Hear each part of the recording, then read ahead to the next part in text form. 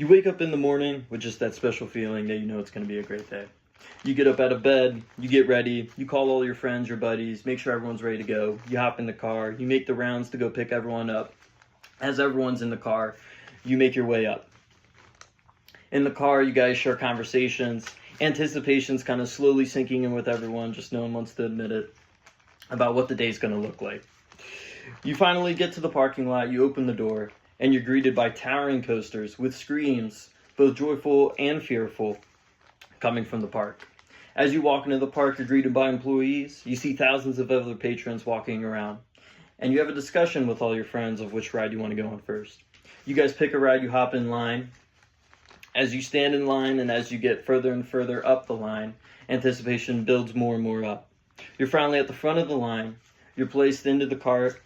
The employee comes around, checks everyone's harnesses, seatbelts, everything. And you make your way up the steep incline of the coaster. As you're at the top, anticipation's eating you alive at this point, until you are thrusted down, and for the next minute to however long the ride may last, is filled with nothing but thrill-inducing adrenaline. You get off the ride, and you think to yourself that, how lucky am I to be able to enjoy something like this today? Now, this is the case with me every summer. Me and my buddies always try and make a trip up to Cedar Point in Sandusky, Ohio. And honestly, no matter how many times we go, if we go 3 times that summer, we've been going a bunch of times every summer for the past, I can't tell you how many years. It always seems to be the highlight of the summer. And it's important to me because I'm someone who doesn't take anything for granted, even the simple things like going to an amusement park on a Sunday. And I think it's important that everyone knows the history and kind of how it got there for something that, someone may enjoy. And that doesn't go for amusement parks, that goes for everything. But in my case, I'm looking at amusement parks because that's something I enjoy, and I do not take that for granted.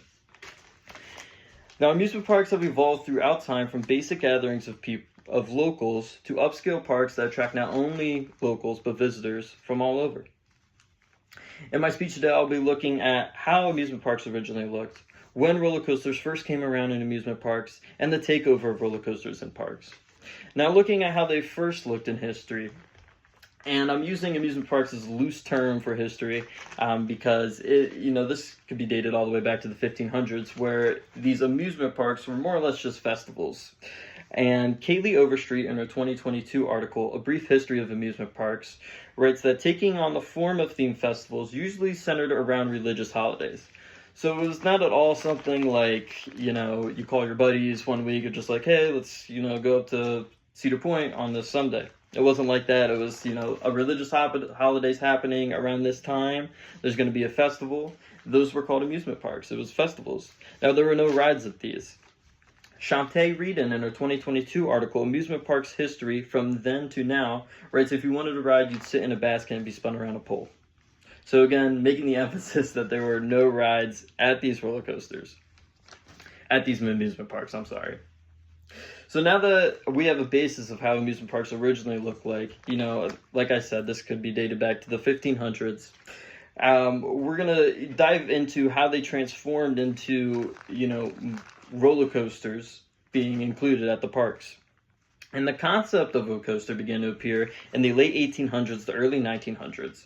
Author Christopher Roy, in his 2023 article, Amusement Parks, part of Case Western Reserve, writes that in 1884, LaMarcus A. Thompson, an inventor from Ohio, built and operated the Switchback, the nation's first roller coaster. Now, the Switchback was basically a railway system. Like railway systems today, it was kind of just a transportation thing, and it got placed in an amusement park. And more amusement parks began to include these railway systems. And, the customers and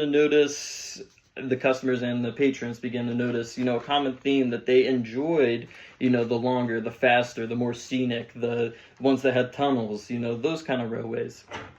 And they kind of slowly evolved into being attractions. In the YouTube video titled Ups, Downs, Loops, and a Lot of Fun, The History of Amusement Parks and Roller Coasters, uploaded in 2021 by Paul Drebick, describes people began to love the thrill. The faster, the better, longer tracks with tunnels and views. However, there are no safety regulations for these rides. So it's not like there was, an Ohio regulator coming around making sure all these railway systems were ready to go. It wasn't like that at all. And unfortunately, this did result in some casualties and unfortunately injuries and that kind of stuff. But it does go to show that patrons were starting to go to these amusement parks to go on the railway system. So, we're beginning to see the inclusion of roller coasters at amusement park. So let's take a dive into, what was the big boom? What was this was the centerpiece of attraction for amusement parks. And a park that helped spur the idea is Disney World. Carla Trezingi, in her 2021 article, The History Behind Disney World's Roller Coasters, writes, parks were growing more and more popular for teens and young adults.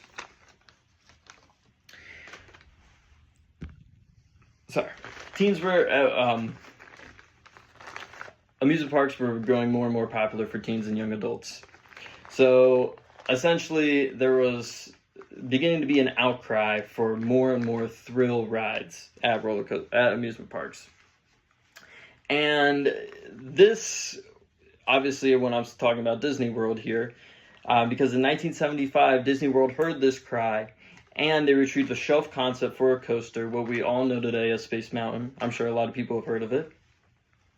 And this was kind of the initiator in that big boom for roller coasters and parks, because ever since then, parks have seemingly been at war for whoever can create, the faster, the taller, the more thrill-inducing rides at parks.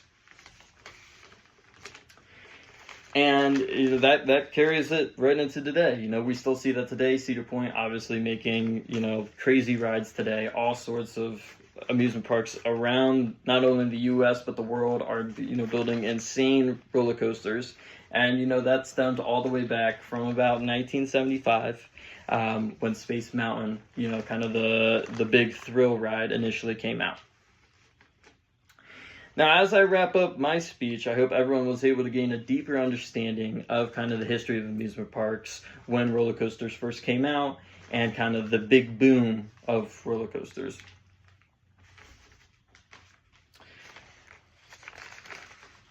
And now that the park is closing and you've had a great time with your friends, you can get in your car, head home, knowing how far amusement parks have come, how far they'll continue to go in the future, and how lucky that all the rides have proper safety measures. Thank you.